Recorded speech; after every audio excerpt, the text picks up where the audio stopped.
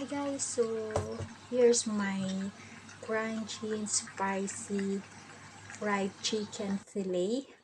So meron ako ditong hinugasan at line up ko na rin, dry up ko na rin yung chicken fillet. Then yung isang chicken fillet is kinat ko lang siya into 3. Ayan.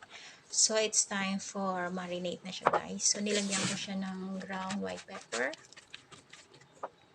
So ayan, dagdagan ko pa ulit para yung mawala yung medyo lang sa nung chicken fillet. Then chili powder. So ayan. So nagdagdag ulit ako kasi mas gusto ko yung medyo maanghang at saka konting salt lang. Konting salt lang siya guys. As in konti lang siya. Then kasi itong gagamitin kong multi-purpose seasoned flour ng Indonesian product to guys is may lasa na siya actually.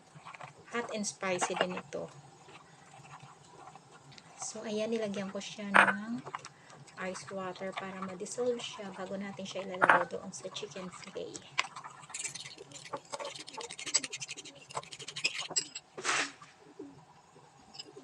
Then, ayan, lagay na natin at i-mix natin siya ng mabuti para ma-absorb nung chicken fillet yung sauce niya talaga. And i-marinate natin siya for at least half or 1 hour. So, after that is ipapry na natin siya guys.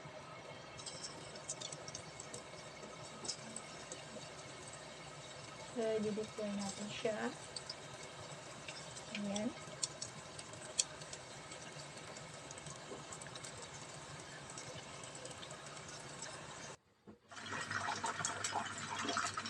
So, ayan na siya guys.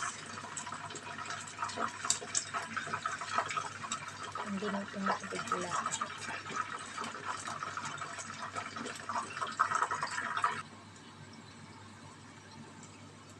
So, ayan guys.